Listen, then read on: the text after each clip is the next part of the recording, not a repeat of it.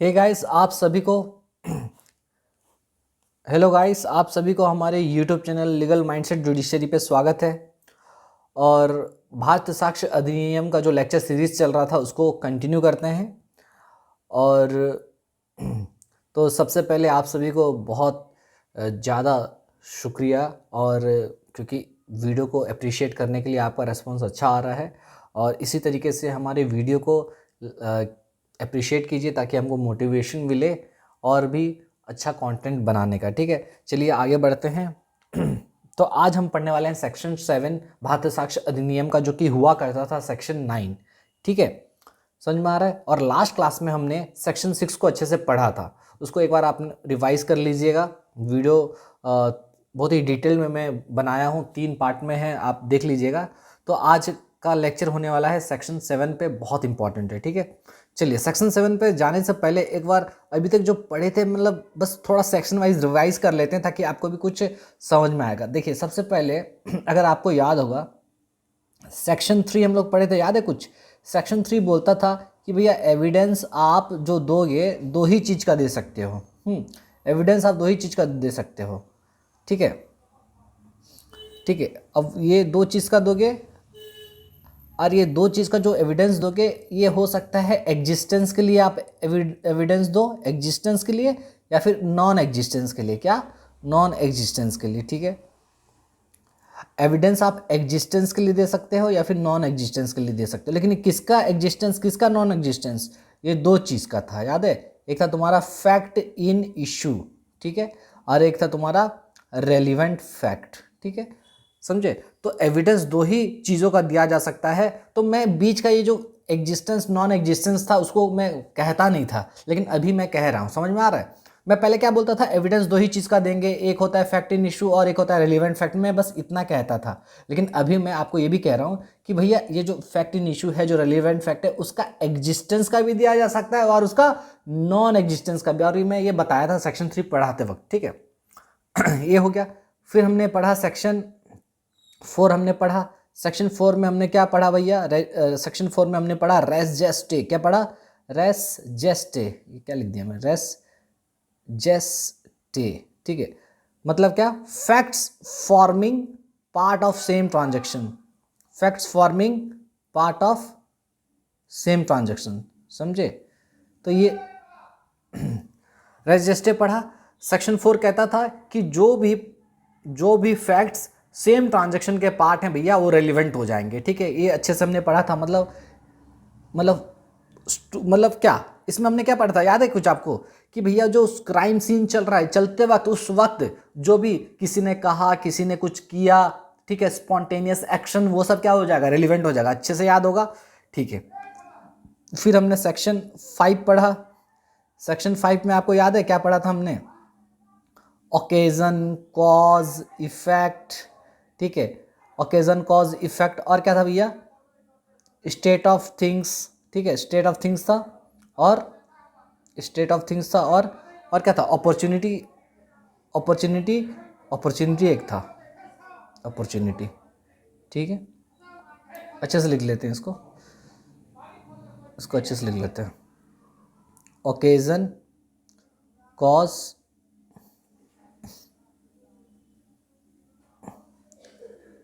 Effect, occasion, cause, effect, फिर state of things और opportunity एक था।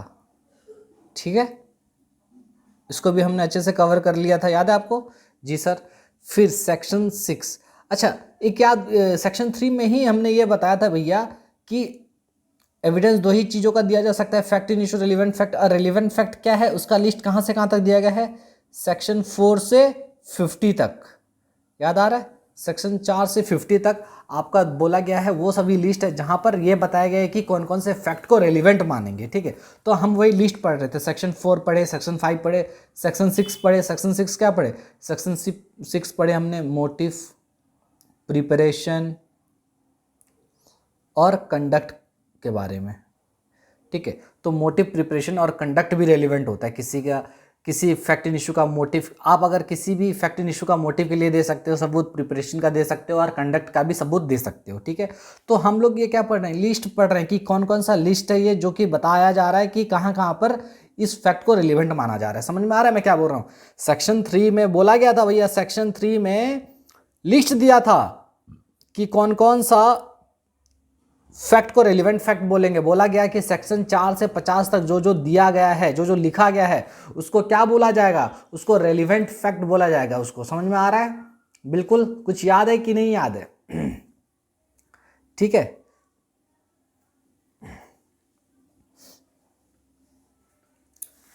ठीक है, यहां पर अच्छे से पढ़े थे। तो रेलिवेंट फैक्ट मतलब वो फैक्ट जो कि सेक्शन 4 से लेके 50 में दिया गया है।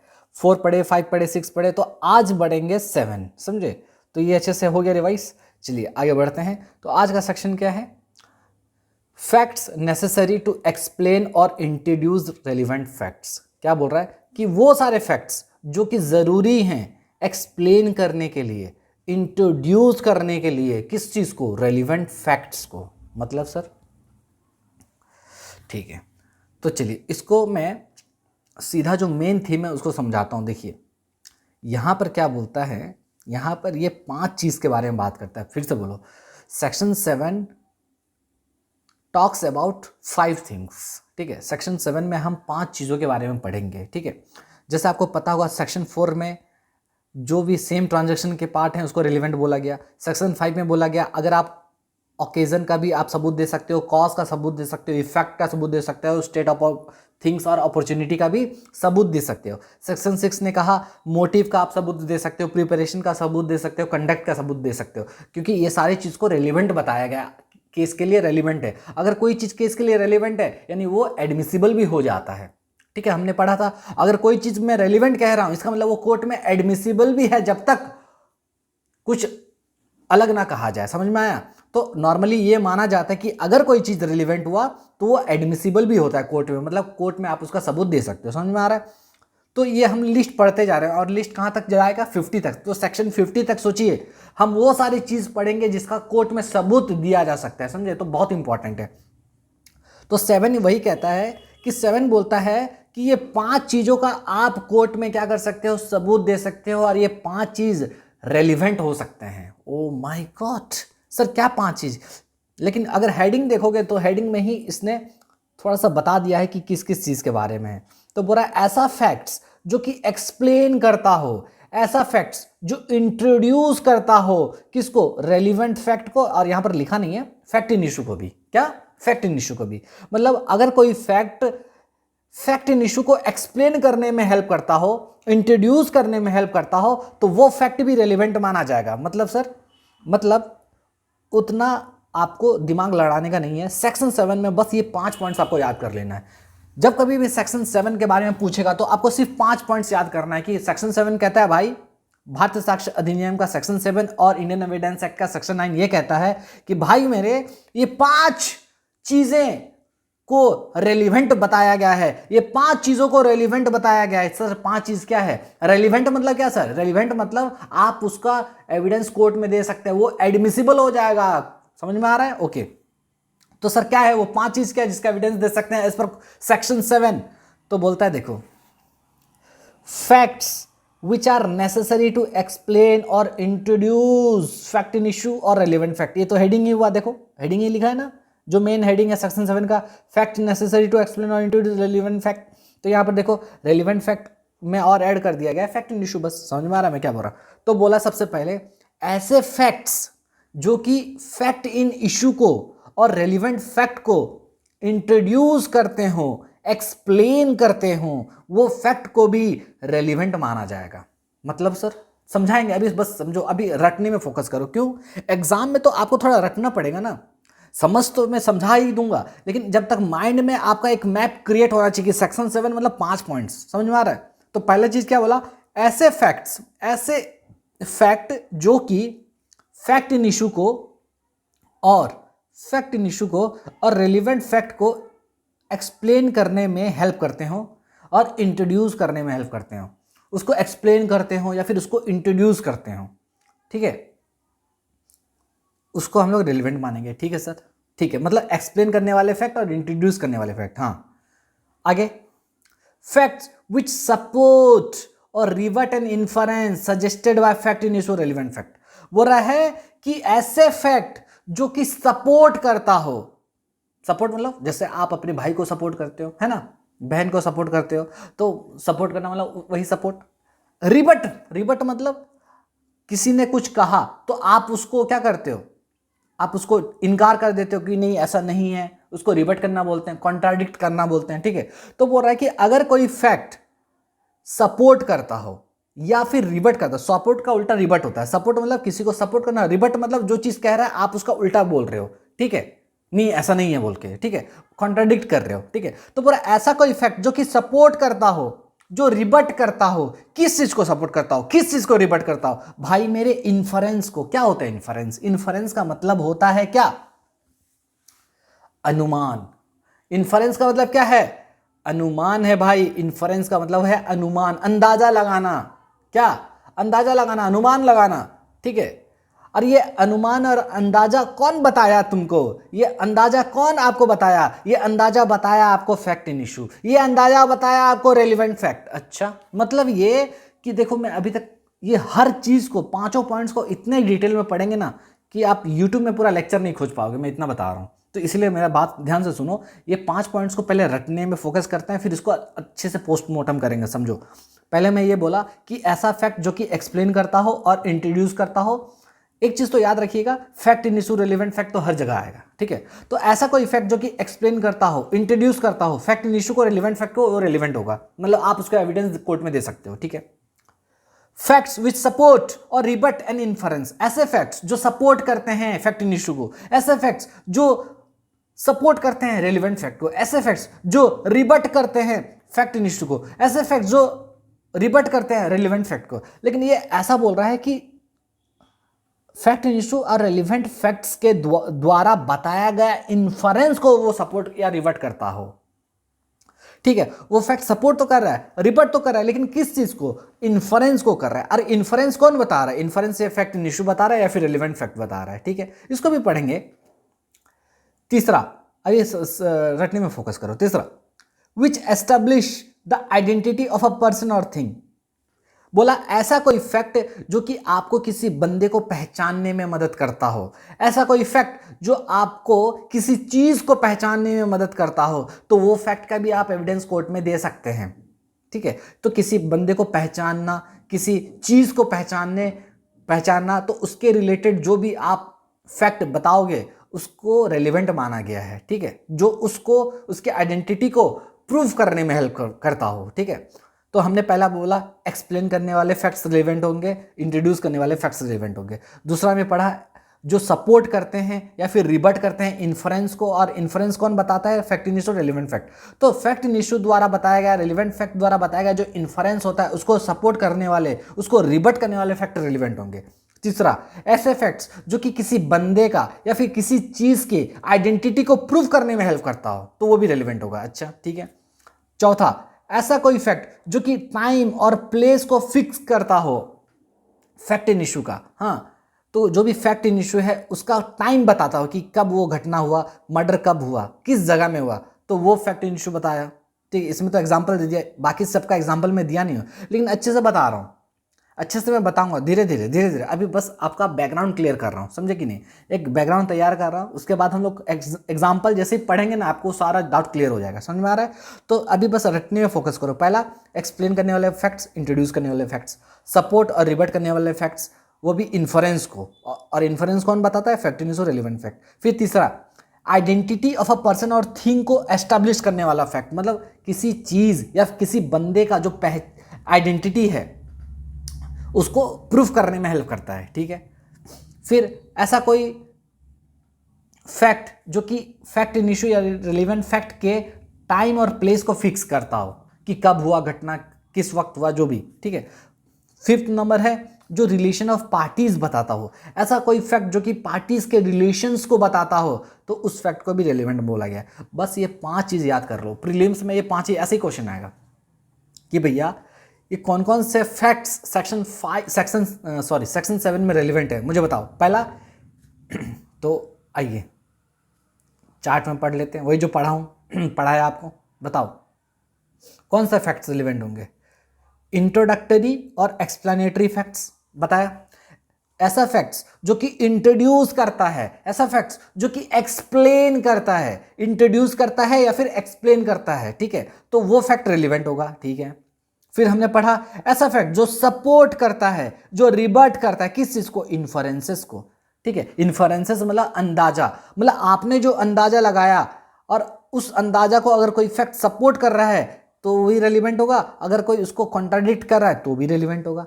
सर ये सब ना ठीक है, मतलब आप बता तो रहे हो लेकिन ना समझ नहीं आ रहा। समझाऊंगा भाई, समझाऊंगा, अभी मैं रटवा रहा हूँ, दिमाग में फिट करवा रहा हूँ। बचपन में जैसे फिट नहीं करवाते थे, A for apple, B for ball, तो इसको मैं बार बार कह रहा हूँ ताकि आपके सबकॉन्शियस माइंड में ये फिट हो जाए। समझ में आ रहा है? क्योंकि ये सब रटवाने का तरीका है, जब मैं पढ़ाऊंगा सब समझ में आ जाएगा, ठीक है। तो इंट्रोडक्टरी फैक्ट्स, एक्सप्लेनेटरी फैक्ट्स, दूसरा सपोर्ट और रिवर्ट करने वाला फैक्ट्स, तीसरा आइडेंटिटी ऑफ एनीथिंग और पर्सन, किसी भी बंदे का, किसी भी चीज का आइडेंटिटी को प्रूव करने वाला फैक्ट, ठीक है। किसी टाइम और प्लेस ऑफ हैपनिंग, कब हुआ, उसका टाइम, उसका प्लेस को बताने वाला फैक्ट्स, वो भी रेलिवेंट होगा। फिर रिलेशन ऑफ पार्टीज को बताने वाला फैक्ट्स भी रेलिवेंट होगा। तो ये 5 फैक्ट्स रेलिवेंट होंगे अंडर सेक्शन 7 में, ठीक है। अब एक एक करके क्या करते हैं, इसको समझते हैं। तो मैंने क्या कहा भैया, सेक्शन 7 में ये 5 फैक्ट्स जो होंगे रेलिवेंट होंगे। तो पहला फैक्ट्स है तुम्हारा ऐसा फैक्ट्स जो कि एक्सप्लेन करता हो या फिर इंट्रोड्यूस करता हो, किस चीज को? फैक्ट इन इशू को, रेलिवेंट फैक्ट को, ठीक है। चलिए अब समझते हैं, पहला को समझते हैं। तो पहला में तुम्हारा क्या आ गया? पहला में आ गया ऐसा फैक्ट जो इंट्रोड्यूस करने में हेल्प करता है या फिर एक्सप्लेन करने में हेल्प करता है। तो ये दोनों स्लाइटली डिफरेंट है, हालांकि दोनों का सेम ही चीज है लेकिन थोड़ा सा अलग है। इंट्रोड्यूस करना अलग होता है, इंट्रोड्यूस स्टार्टिंग करता है कोई चीज को, और एक्सप्लेन करना मतलब क्या? उसको एक्सप्लेन करने वाला चीज। आगे अच्छे से पढ़ेंगे, अभी समझिए। तो पहला क्या है? इंट्रोडक्टरी फैक्ट्स या फिर एक्सप्लेनेटरी फैक्ट्स।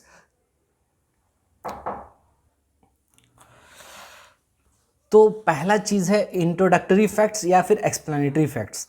तो जो पहला पॉइंट हमने पढ़ा कि ऐसा फैक्ट जो कि फैक्ट इन इशू को एक्सप्लेन करता हो या फिर उसको इंट्रोड्यूस करता हो। तो अब इससे ये पता चल रहा है कि ऐसा फैक्ट जो एक्सप्लेन करता हो यानी एक्सप्लेनेटरी फैक्ट्स हो गया, ऐसा फैक्ट्स जो इंट्रोड्यूस करता हो यानी उसको हम बोलेंगे इंट्रोडक्टरी फैक्ट्स। तो पॉइंट 1 में किस चीज का बात कर रहा है? एक्सप्लेनेटरी फैक्ट्स और इंट्रोडक्टरी फैक्ट्स के बारे में। मतलब क्या? सेक्शन जब आप पॉइंट 1 पढ़ोगे सेक्शन 7 का, पहला पॉइंट में ये बताता है कि ऐसा फैक्ट्स जो इंट्रोड्यूस करने में हेल्प करता है फैक्ट इन इशू को, वो रिलेवेंट होगा, और एक्सप्लेन करने में जो करता है, हेल्प करता है, वो भी रिलेवेंट होगा। तो अब एक एक करके समझते हैं। तो सबसे पहला आया तुम्हारा इंट्रोडक्टरी फैक्ट्स। ए भाई ये क्या हो गया? इंट्रोडक्टरी फैक्ट्स मतलब सर, इंट्रोडक्टरी फैक्ट्स का मतलब होता है जो इंट्रोड्यूस करता है। हम लोग बोलते हैं ना भैया इंट्रोड्यूस करो अपने आप को, आप कौन हो, कहाँ रहते हो, क्या करते हो, है ना। तो उसी तरीके से कोर्ट में जब भी केस चलता है तो केस को आप सीधा, फॉर एग्जांपल समझिए, कोई सा भी केस चल रहा है, अब बैकग्राउंड देने का जरूरत पड़ेगा कि नहीं किसी चीज का? आप अगर कोर्ट में अगर केस चल रहा है, कोई बंदा आया, तो उसके बारे में क्या सीधा हम लोग मतलब मुद्दे पे आ जाएंगे कि थोड़ा सा बैकग्राउंड देना पड़ता है? बैकग्राउंड देना पड़ता है कि नहीं हर चीज का, तभी तो समझ में आता है ना। तो वही चीज बोल रहा है कि अगर कोई चीज फैक्ट इन इशू का बैकग्राउंड देता हो, उसको इंट्रोड्यूस करता हो, तो वो फैक्ट भी रेलिवेंट होगा। समझे? अच्छा, इंट्रोड्यूस करने का जरूरत क्यों पड़ रहा है? ऑब्वियसली अगर आप कोर्ट में जा रहे हो, कोई भी चीज के बारे में कोई भी इंसान आता है, कोई चीज के बारे में कहता है, तो थोड़ा बैकग्राउंड देना पड़ता है। हम लोग मेन मुद्दे पे नहीं आ जाते हैं, ठीक है। आइए समझते हैं, एग्जांपल में बताऊंगा। पहले समझते हैं इंट्रोडक्टरी फैक्ट्स मतलब क्या होता है। इंट्रोडक्टरी फैक्ट्स का मतलब होता है भाई मेरे कि those facts which by themselves may not be directly relevant but are admissible because they help in explaining or understanding the main fact। ठीक है, कहीं देखो इंट्रोडक्टरी फैक्ट्स क्या होता है ना, ये ऐसे फैक्ट्स हैं, ऐसे चीजें हैं जो अपने आप में रेलिवेंट नहीं है, ठीक है, वो अपने आप में रेलिवेंट नहीं है, ठीक है, लेकिन वो मेन फैक्ट को एक्सप्लेन करने में हेल्प करते हैं, मेन फैक्ट को बैकग्राउंड देने में हेल्प करते हैं, उसको इंट्रोड्यूस करने में हेल्प करते हैं, ठीक है। They provide background information, to the court before reaching the fact in issue. ठीक है, तो फैक्ट इन इशू तक पहुंचने से पहले ये एक बैकग्राउंड देता है, बैकग्राउंड इंफॉर्मेशन देता है, तो उसी को हम लोग इंट्रोडक्टरी फैक्ट्स बोलते हैं। ठीक है सर, ये समझ में तो आ रहा है, आप कह रहे हो कि ऐसा फैक्ट मतलब जो किसी भी, जो हमारा जो केस चल रहा है, मेन मुद्दा क्या है, फैक्ट इन इशू, जो चीज़ को लेके केस चल रहा है कोर्ट में, तो उस चीज़ का जो भी फैक्ट क्या करता है, इंट्रोडक्शन देता हो, उसका एक बैकग्राउंड इंफॉर्मेशन देता हो, तो उस फैक्ट को हम लोग क्या मानेंगे, रेलिवेंट मानेंगे। जैसे सर एग्जांपल में जैसे बता रहा हूं, तो ऐसा फैक्ट्स जो कि फैक्ट इन इशू का बैकग्राउंड देता हो, ऐसा फैक्ट्स जो कि रेलिवेंट फैक्ट्स का बैकग्राउंड देता हो, बैकग्राउंड इंफॉर्मेशन देता हो, ताकि समझ में आए कॉन्टेक्स्ट उसका कि है क्या। जैसे सर समझ में नहीं आया, ठीक है, समझ में आ रहा है कि ठीक है इंट्रोडक्टरी फैक्ट्स है, लेकिन सर एग्जांपल तो बताओ। तुम्हारा बैक में ही एग्जांपल है, तो इलस्ट्रेशन ए देखिए, मैं इधर निकालता हूँ, आप भी देखिए। इलस्ट्रेशन ए देखिए, इलस्ट्रेशन जो ए है आपका, वो इंट्रोडक्टरी फैक्ट्स का एग्जांपल है। अब एक बात याद रखिए, इंट्रोडक्टरी फैक्ट्स अलग होता है, एक्सप्लेनेटरी अलग होता है। हालांकि दोनों स्लाइटली डिफरेंट है, बट दोनों का काम एक ही है, समझे। तो इंट्रोडक्टरी फैक्ट्स का मैं एग्जांपल बता रहा हूँ। इंट्रोडक्टरी फैक्ट्स मतलब ऐसा फैक्ट्स जो कि फैक्ट इन इशू का इंट्रोडक्शन देता हो, फैक्ट इन इशू का एक बैकग्राउंड इंफॉर्मेशन देता हो, ताकि कोर्ट को समझ में आए मेन मुद्दे तक पहुंचने से पहले। जैसे कि आप इलस्ट्रेशन ए देखिए, इलस्ट्रेशन ए क्या कहता है, इलस्ट्रेशन ए बोलता है भाई मेरे, कोर्ट में केस चल रहा है और मेन मुद्दा यह है, फैक्ट इन इशू ये है, मतलब जिस चीज़ को लेकर लड़ाई है कोर्ट में, वो ये है कि whether the document is really is will. ठीक है, मान लो कोर्ट में एक केस चल रहा है और कोर्ट के सामने ये आया है क्वेश्चन कि ये जो डॉक्यूमेंट कोर्ट के सामने आया है, ये डॉक्यूमेंट क्या ए का वसीयत है या नहीं है, बताओ मुझे।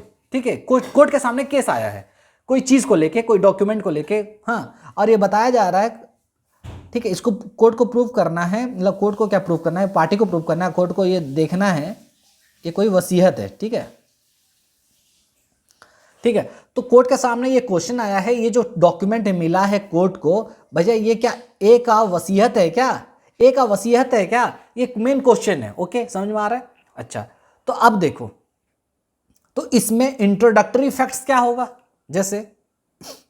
जैसे व्हाट प्रॉपर्टी ए हैड।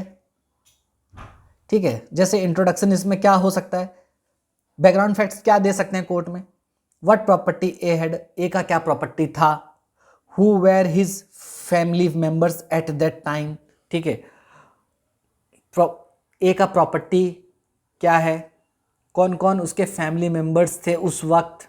ठीक है, तो ये जो इंफॉर्मेशन ये दिया जा रहा है ना, अब देखो कोर्ट के सामने केस आया है डॉक्यूमेंट को प्रूव करने का कि वो जो डॉक्यूमेंट मिला है वो ए का वसीयत है, सच में है या नहीं है। तो अब उसको प्रूव करने के लिए आप कोर्ट में क्या क्या सबूत दे सकते हो, क्या क्या चीज़ दे सकते हो। हाँ, तो आप ये बता सकते हो, देखिए भैया, ये जो प्रॉपर्टी, पहली बात तो ये डॉक्यूमेंट के बारे में जो भी बात हो रहा है अलग बात है, पहले हमको ये समझना पड़ेगा कि ए के पास प्रॉपर्टी कौन सा था। वसीयत अगर बना है, तब वसीयत अगर है, इसका मतलब क्या, कहीं ना कहीं उसका प्रॉपर्टी हुआ तभी तो वसीयत बना है, वरना बनता ही नहीं। मेरा बात तो समझे कि नहीं। तो वही बोल रहा है, तो इसमें इंट्रोडक्टरी फैक्ट्स का क्या बन सकता है, जैसे ए का प्रॉपर्टी क्या था, कौन कौन फैमिली मेंबर थे उस वक्त जब वसीयत उसका बना था, उस कौन फैमिली मेंबर्स थे। तो ये जो इन्फॉर्मेशन दिया जा रहा है कोर्ट को कि ए का प्रॉपर्टी, बहुत सारा प्रॉपर्टी है, इधर है वहाँ है, बहुत सारे प्रॉपर्टी हैं ए का, ए के ये सब फैमिली मेंबर्स हैं, एक्स वाई जेड, ये सब ए के फैमिली मेंबर्स हैं। जब कोर्ट को ये सब इन्फॉर्मेशन दोगे तो कोर्ट को एक बैकग्राउंड पता चलेगा, अच्छा इन लोग फैमिली मेंबर्स हैं, ठीक है, ए का प्रॉपर्टी बहुत सारा है, तो अब कोर्ट को समझ में आएगा कि एक बैकग्राउंड मिल जाएगा। अच्छा, तो वसीयत को लेके मेन प्रॉब्लम है। ठीक है, अच्छा, अब देखो वाई रेलिवेंट, अब ये रेलिवेंट क्यों हुआ, ये जो इन्फॉर्मेशन जो दे रहे हैं, बैकग्राउंड इन्फॉर्मेशन दे रहे हैं, ये रेलिवेंट क्यों हो रहा है, क्योंकि ये कोर्ट को हेल्प कर रहा है। जैसे मैं आपको बता रहा हूँ, कोर्ट को क्या हेल्प कर रहा है, ये कोर्ट को हेल्प कर रहा है to understand the circumstances of making the will, कि किस सिचुएशन में ये विल बना होगा। अगर आप ये इन्फॉर्मेशन कोर्ट को नहीं दोगे ना कि ए का क्या क्या प्रॉपर्टी है, ए के कौन कौन फैमिली मेंबर्स उस वक्त थे, हाँ, तो कोर्ट नहीं डिसाइड कर पाएगा कि भैया ये ए का वसीयत रियल में है या नहीं है। क्योंकि ये इन्फॉर्मेशन आपने जैसे ही दिया, कोर्ट एक मतलब एक डिसीजन तक पहुंच सकता है। कैसे, जैसे अब नीचे बताऊंगा मैं। They don't directly prove genuineness of the will but they supply context and make the main fact comprehensible. समझे कि नहीं? अब देखो ये जो इन्फॉर्मेशन में जैसे ही बताया आपको कि ए का प्रॉपर्टी था, ए के कौन कौन फैमिली मेंबर्स थे उस वक्त, ये हालांकि सिर्फ नॉर्मली अगर देखा जाए अपने आप में कोई प्रूव नहीं कर दे रहा है कि विल सही में विल है ए का, या मतलब सही का ए का विल है, ऐसा प्रूव नहीं कर रहा है, बट ये एक कॉन्टेक्स्ट दे रहा है कोर्ट को, एक बैकग्राउंड इंफॉर्मेशन दे रहा है, ठीक है, ताकि समझ में आए।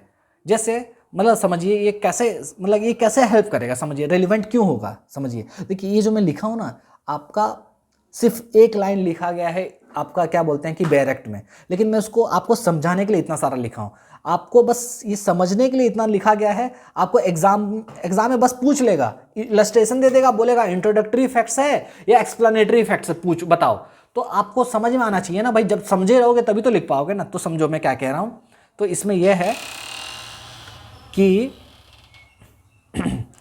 तो फिर से मैं बता दूं, कोर्ट के सामने क्वेश्चन ये आया है, एक डॉक्यूमेंट मिला है और उसमें ये बोला जा रहा है क्या ये ए का वसीयत है, तो कोर्ट के सामने कुछ इन्फॉर्मेशन दिया गया। इन्फॉर्मेशन जैसे ए का क्या क्या प्रॉपर्टी था, ए के कौन कौन फैमिली मेम्बर्स थे, ये जो इन्फॉर्मेशन कोर्ट को दिया जा रहा है ये कोर्ट को हेल्प करेगा समझने में, बैकग्राउंड समझने में, समझे कि नहीं। हालांकि ये इन्फॉर्मेशन देने से पूरा प्रूफ तो नहीं हो जाएगा कि वसीयत ए का है या नहीं है, बट कोर्ट को एक कॉन्टेक्स्ट मिल जाएगा। समझे कि नहीं क्या कह रहा हूं? मतलब देखिए अगर एग्जांपल में अगर बताऊं, if A had a large estate and only one son, a will leaving everything to the son seems natural. अब देखो, अब मान लो ऐसा होता, ए का बहुत ज्यादा प्रॉपर्टी होता, ठीक है, और उसका एक बेटा होता, सिर्फ एक बेटा होता, ठीक है,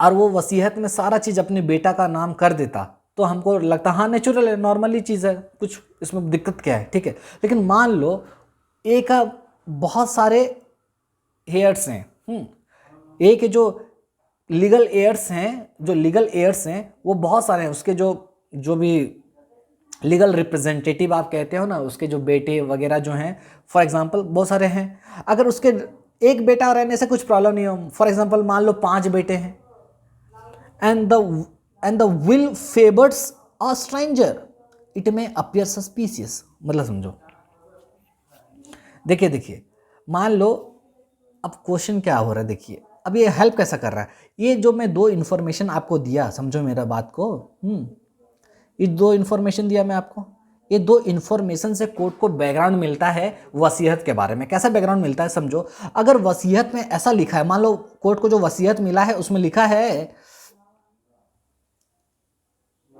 ठीक है, मान लो 5 बेटे हैं, ठीक है, और वसीयत जो मिला है उसमें बोल रहा है कि कोई स्ट्रेंजर को सारा प्रॉपर्टी दे दिया जाए, तो आपको समझ में नहीं आएगा, अबे इसका तो 5 बेटा है भाई, लेकिन वसीयत में लिखा है कोई, ये मान लो PQRST, और वसीयत में बोल रहा है कि मेरा PQRST किसी को भी नहीं दिया जाए, प्रॉपर्टी सारा प्रॉपर्टी दे दिया जाए, किसको, फॉर एग्जाम्पल X को दे दिया जाए।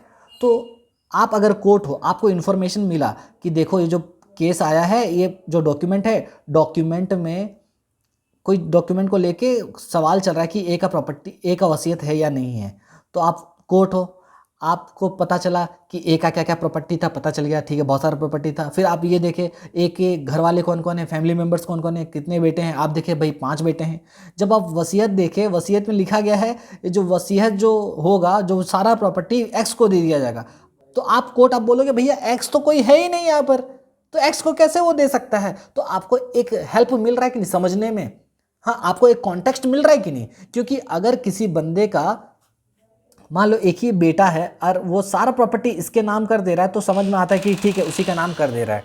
लेकिन अगर मान लो उसके अगर 5 बेटे हैं और वो सारा प्रॉपर्टी किसी और के नाम कर दे रहा है, तो आपको समझ में आएगा अबे भाई ये कर क्या रहा है, समझे कि नहीं? तो इससे आपको बैकग्राउंड मिला कि नहीं? आपको ये इंट्रोड्यूस करने में हेल्प कर रहा है फैक्ट इन इशू को, समझे कि नहीं? तो वही मैं बोल रहा हूँ कि अगर मान लो ए का बहुत प्रॉपर्टी होता, वो सारा प्रॉपर्टी एक ही बंदे को दे देता, एक ही बेटे को, तो ये नेचुरल लगता, हाँ कि नॉर्मल सा बात है। लेकिन मान लो ए का बहुत सारे लीगल एयर्स हैं, ठीक है, 5 लीगल एयर्स हैं, और जो विल में लिखा गया है कि एक सारा प्रॉपर्टी कोई स्ट्रेंजर को दे दिया जाए, तो आपको एक सस्पिशियस तो लगेगा ना कुछ गड़बड़ है वसीयत में, डुप्लीकेट हो सकता है, हाँ लगेगा कि नहीं? बिल्कुल लगेगा। तो इसीलिए ये जो इंट्रोडक्शन दिया जाता है कि ए का क्या प्रॉपर्टी था, ए के कौन कौन फैमिली मेम्बर्स थे, तो इससे क्या पता चल रहा है, एक कोर्ट को बैकग्राउंड मिल रहा है, कोर्ट डिसाइड कर पाएगा कि जो डॉक्यूमेंट मिला है वो ए का है या नहीं है, उससे कुछ खास फर्क नहीं पड़ेगा, बट एक कॉन्टेक्स्ट मिल जाता है, ठीक है। चलिए समझ में आया? तो एग्जाम में अगर आया कि फैक्ट इन इशू ये है कि क्या ये ए का वसीयत है या नहीं है, तो अगर आपने डिटेल्स दिया ए का प्रॉपर्टी क्या क्या था, ए के कौन कौन फैमिली मेंबर्स थे, तो ये सबको क्या माना जाएगा? ये जो फैक्ट्स हम लोग दे रहे हैं इसको इंट्रोडक्टरी फैक्ट्स बोलेंगे। क्या बोलेंगे? Introductory facts. समझ में आ रहा है? ओके।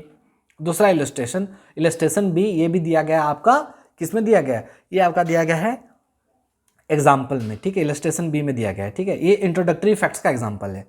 अब देखिए होता क्या है कि ये है, ठीक है, ये है मिस्टर ए, ये है मिस्टर बी, ओके। होता क्या है कि मिस्टर बी जो है मिस्टर ए के नाम पे लिख कर ना उसको बदनाम कर रहा है, लिख कर। मिस्टर बी जो है कोई जर्नलिस्ट होगा, सोच लो, वो क्या कर रहा है, मिस्टर ए के बारे में अनाप शनाप लिख रहा है, इधर उधर सोशल मीडिया, इधर उधर भयंकर लिखते जा रहा है, उसको बहुत उसका क्या कर रहा है, बेइज्जती कर रहा है, मतलब रिटर्न डिफामेशन कर रहा है। और रिटर्न डिफामेशन को हम लोग बोलते हैं प्यार से लिबल। क्या बोलते हैं? लिबल। तो ये लिबल कर रहा है, कौन लिबल कर रहा है? बी मिस्टर ए के अगेंस्ट में रिटर्न डिफामेशन कर रहा है, ठीक है, समझे? ओके। तो मिस्टर बी क्या किया, अनाप शनाप लिखते जा रहा है मिस्टर ए के अगेंस्ट में। तो अब अगर कोई भी बंदा आपके अगेंस्ट में अनाप शनाप लिखेगा सोशल मीडिया में, आपका दिमाग तो खराब होगा कि नहीं?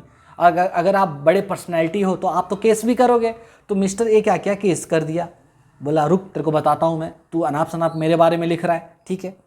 तो अब समझो, ये लिखा है, लिख के इसका डिफामेशन किया है, तो मिस्टर ए बदले में केस कर दिया, ठीक है। अब क्वेश्चन कोर्ट के सामने ये आता है कि वेदर बी कमिटेड लिबल और weather his statement was true, ठीक है। अब कोर्ट के सामने ये आया है क्वेश्चन, बी ने जो लिखा है वो क्या सच में कोई क्राइम किया है, लिबल किया है क्या, रिटर्न डिफामेशन किया है, या फिर वो जो भी लिखा है वो क्या सच है क्या? क्योंकि अगर मान लो कभी भी आप किसी के बारे में उल्टा सीधा बोलते हो ना, तो आपके पास एक ही डिफेंस रहता है कि मैं जो कह रहा हूं वो सच है। आपके पास एक ही डिफेंस रहता है कि मैं जो कह रहा हूं वो सच है, समझे कि नहीं? सामने वाले को बोलना पड़ेगा, प्रूफ करना पड़ेगा, समझे? तो वही चीज़ है। अब देखो क्या बोल रहा है कि कोर्ट के सामने ये आया, मिस्टर ए जो लिखा है गलत सलत ए के बारे में, वो क्या सच में सही है या नहीं है, ठीक है। तो अब इसके बारे में हम लोग क्या कुछ इंट्रोडक्टरी फैक्ट्स दे सकते हैं जो कि एक बैकग्राउंड बताता हो। अब देखो, अगर ए के बारे में लिखा है तो हम लोग दोनों के रिलेशनशिप के बारे में नहीं दे सकते हैं कि कैसा उनका था रिलेशनशिप, जब the position and the relationship of A and B का क्या उस समय अच्छा रिलेशन, कैसा रिलेशन था, ठीक है। जब पब्लिश किया, जब लिखा, उस वक्त ए एंड बी का रिलेशनशिप कैसा था, हाँ क्या पोजीशन था, ये सब इंट्रोडक्टरी फैक्ट्स माना जाएगा, समझे? क्यों रेलिवेंट होगा?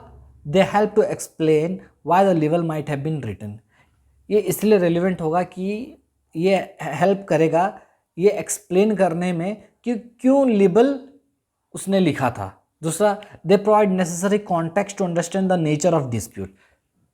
और अगर हम लोग दोनों का अगर क्या रिलेशनशिप था, क्या पोजीशन था, इसके बारे में अगर इंफॉर्मेशन देते हैं कोर्ट को, तो हम इसको इंट्रोडक्टरी फैक्ट्स बोलेंगे।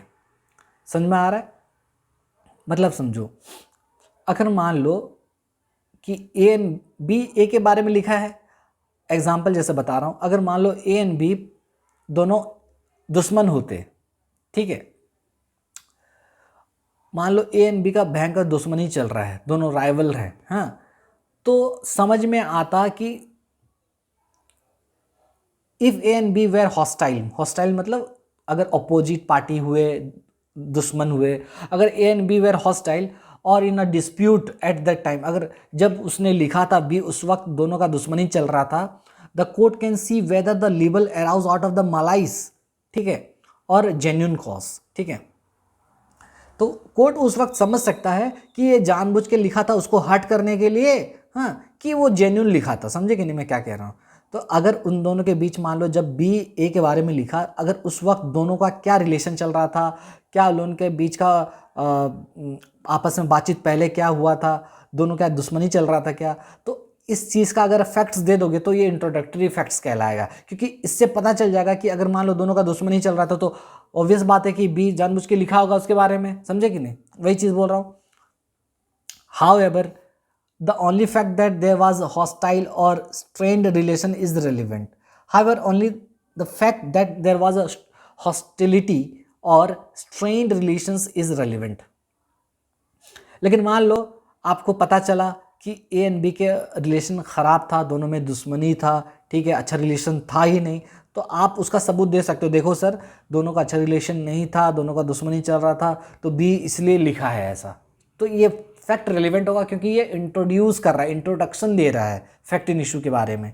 तो suppose A and B were business rivals at the time of publication, वही मैं बोल रहा हूँ कि मान लो A and B business rivals हैं, ठीक है, बिजनेस राइवल्स हैं, दोनों का मतलब सेम टाइप का बिजनेस है, ठीक है, तो बी जानबूझ के ए के बारे में कुछ कहा, ठीक है, जानबूझ के ए के बारे में कुछ कह रहा है। आजकल आपको नहीं मालूम है सोशल मीडिया में बड़े बड़े यूट्यूबर लोग एक दूसरे का टांग खींचते हैं व्यूज़ के लिए। आप जैसे मैं बता रहा हूँ, आपको पता होगा संदीप महेश्वरी और इधर विवेक बिंद्रा का याद है केस आपको। तो अब दोनों का सोच लीजिए, दोनों तो सेम प्लेटफॉर्म में ही हैं, दोनों मोटिवेशन वगैरह ही करते हैं भाई। तो अब मान लो बी ए के बारे में अगर कुछ लिखा है, संदीप, यहाँ पर हुआ क्या था कि संदीप महेश्वरी जी विवेक बिंद्रा के बारे में बोल रहे थे कि कोर्स वगैरह में ये फ्रॉड करते हैं, बहुत ही लूटते हैं वगैरह, कुछ भी करते हैं, ठीक है, उसमें नहीं जाते हैं, लेकिन मैं बस एग्जांपल दे रहा हूँ। ये दोनों राइवलरी हो गए ना, दोनों राइवल्स हो गए। तो उसी तरीके से अगर दोनों के बीच का अगर हम लोग पहले का रिलेशन देखेंगे कि कैसा था, दोनों आपस में पहले से दुश्मनी था क्या, दोनों एक दूसरे को देखना नहीं चाहते थे क्या, खुन्नस रखे थे क्या, तो उसका अगर सबूत देते तो इससे एक इंट्रोडक्शन मिल जाता है, एक बैकग्राउंड मिल जाता है, समझे कि नहीं। तो वही बोल रहा है कि जो suppose A and B were business rivals at the time of publication, तो समझ में आ जाएगा कि भैया रेलिवेंट है ये। The fact that they had ongoing hostility due to the competition is relevant because it explains the motive for libel। तो इससे क्या पता चलेगा, अगर मान लो दोनों का दुश्मनी बहुत चल रहा था, हाँ, दोनों बिजनेस में दोनों कंपटीटर थे एक दूसरे के, तो जानबूझ के बी ए के बारे में लिखा था, तो इससे पता चलता है कि बी के पास एक मोटिव था लिखने का। समझ में आया मैं क्या कह रहा हूँ।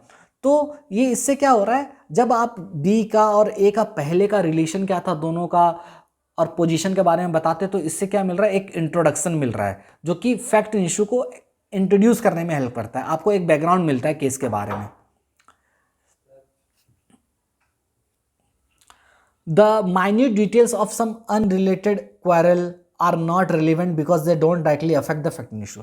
लेकिन मान लो हमने क्या कहा कि सर देखिए बी ने ए के बारे में लिखा था गलत सलत, क्योंकि ए और बी का ना कंपटीशन चल रहा था, दोनों एक दूसरे को देखना नहीं चाहते थे, बहुत ही खुन्नस रखे थे, दोनों एक ही प्लेटफॉर्म में दोनों काम करते हैं, ठीक है, तो दोनों का अच्छा चल नहीं रहा था, इसलिए बी जानबूझ के लिखा है ए के बारे में, ठीक है, बैकग्राउंड मिल गया। अब मान लो दोनों के बीच सब कुछ सही था, सब कुछ सही, फिर भी बी ए के बारे में कुछ लिखा है, तो उस केस में क्या होगा। तो वही बोल रहा है कि अगर मान लो आप बहुत ही माइन्यूट डिटेल्स अगर आप दे रहे हो झगड़े का, ठीक है, तो उसको हम लोग रेलिवेंट नहीं बोलेंगे, ठीक है। जैसे मान लो for example, suppose A and B had a quarrel years ago about who should sit in the front seat of the marriage procession. मान लो अभी तो इलोन ठीक है कंपटीटर है, बहुत साल पहले ए एंड बी कोई प्रोसेसन में गए थे, ठीक है, कोई सेमिनार में गए थे, और ए एंड बी का झगड़ा क्यों हुआ था कि कौन फ्रंट सीट में बैठेगा, ठीक है, फ्रंट सीट में कौन बैठेगा, सबसे पहले कौन बैठेगा, उन उस चीज़ को लेके दोनों का लड़ाई चल रहा था, लड़ाई हुआ था एक बार, और अभी बहुत साल बाद भी इसलिए शायद एक ही लिए लिखा है। तो ये क्या रेलिवेंट है भाई? क्यों रेलिवेंट होगा? इतना साल पहले वो लिखा था, वो भी इतना माइन्यूट डिटेल्स अगर दोगे तो फिर हो गया। तो वही बोल रहा है कि अगर मान लो ए एंड बी का झगड़ा हुआ था कई साल पहले कि फ्रंट सीट पे कौन बैठेगा मैरिज प्रोसेसन में, तो the exact arguments words exchange and travel details of that quarrel are irrelevant unless it's directly shows ongoing hostility. ठीक है, तो उसको क्या बोलेंगे? इररेलीवेंट बोलेंगे। समझ में आ रहा है मैं क्या कह रहा हूं? एक सेकेंड। तो गाइस, तो ये था इंट्रोडक्टरी फैक्ट्स के बारे में। आज का क्लास यहीं तक होगा। नेक्स्ट क्लास में हम एक्सप्लेनेटरी फैक्ट्स पढ़ेंगे और उसका एग्जाम्पल करेंगे। ठीक है, एंड अभी तक जो मैं पढ़ाया हूँ आप उसको एक बार रिवाइज कर लीजिएगा।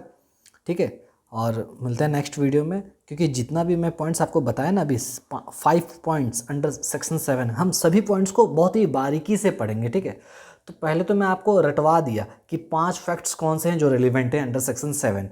इंट्रोडक्टरी, एक्सप्लेनेटरी, ऐसे फैक्ट्स जो सपोर्ट करते हैं, रिबट करते हैं इन्फ्रेंस को। तीसरा, आइडेंटिटी ऑफ एनीथिंग और पर्सन को एस्टैब्लिश करने वाले, और चौथा, टाइम और प्लेस को फिक्स करने वाले, और लास्ट था रिलेशन ऑफ द पार्टीज। समझ में आ रहा है? तो ये सारे जो चीज़ हैं इंपॉर्टेंट पॉइंट हैं जो कि रेलिवेंट माने जाते हैं। नेक्स्ट क्लास में पढ़ेंगे एक्सप्लेनेटरी फैक्ट्स के बारे में। ठीक है, चलिए मिलते हैं नेक्स्ट पार्ट में। बाय, तब तक के लिए टेक केयर। मैं हूँ आपका दोस्त सैम, और पढ़ते रहिए।